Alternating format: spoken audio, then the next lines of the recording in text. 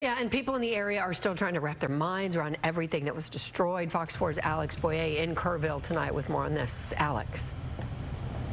Hey guys, and we are at a park located along the stretch of the Guadalupe River here in Kerrville. And I can tell you it's getting a little dark, but you might be able to see that the netting from those volleyball nets is completely gone, and that is because that's how high the water came above the riverbanks here and how fast it was moving, that it just tore the netting right through those volleyball nets as water continued to flow downstream. Now, we've been moved back at the request of DPS, concerned over our safety and the safety of others here, but I can tell you that all afternoon as we've been here along the Guadalupe River near the square here in Kerrville, folks have been coming down trying to get a look at the devastation for themselves.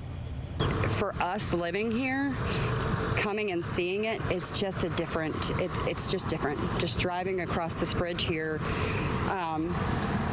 it's heartbreaking. It breaks my heart. It definitely breaks my heart. The community is amazing. We can't even volunteer because there's so many people that have already come together and volunteer that there's no room for the rest of us to volunteer and do anything. So we're just going to be looking to volunteer and any way we can. Tell me how you're feeling. You know, so many young ladies attended Camp Mystic and some of the other camps here. What do you think when you're seeing all this on social media and you're kind of people your age affected by this? It's just like when you look at it from social media, it's a lot different than what it actually is. They didn't even know. Yeah. Like a lot of kids lost their lives because of it. And it's like, I don't know how to explain it. It's just sad. At least with these littles, they were in a faith-based camp, so I have no reason to believe that they didn't go anywhere else. We know they're with God.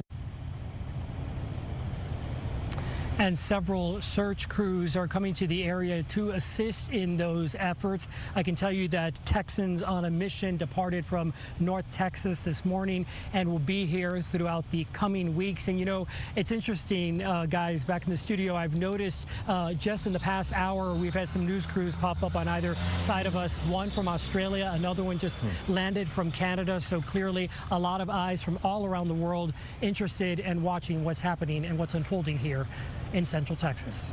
Oh, it's just such a horrible story, Alex. And it's funny, I'm going to go back to something, Ashley, the young girl you were talking to in your story, you know, she said it's just very different being there. And, you know, Casey and I in studio looking at the video, it's heartbreaking for us. I imagine from your perspective as well, just arriving today, that it's just overwhelming being right there in the middle of it all.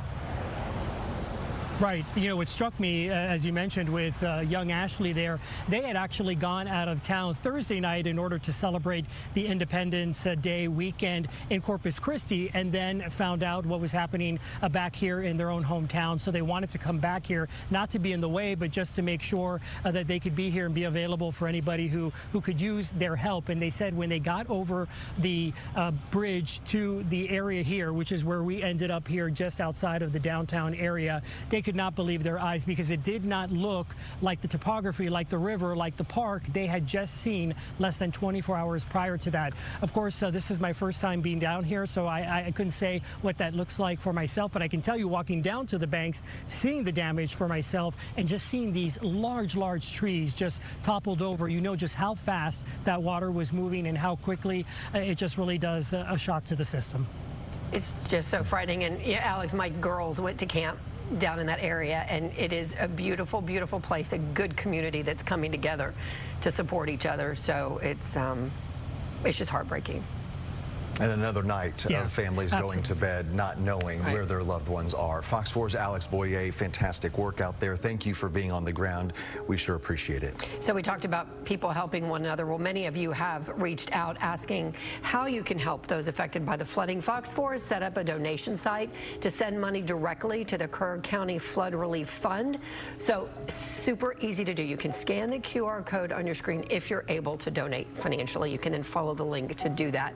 We also have a link on our website, fox4news.com, and on the Fox local app as well. But they need all sorts of things, donations of any kind, again, financially if you're able, and prayers if you can't.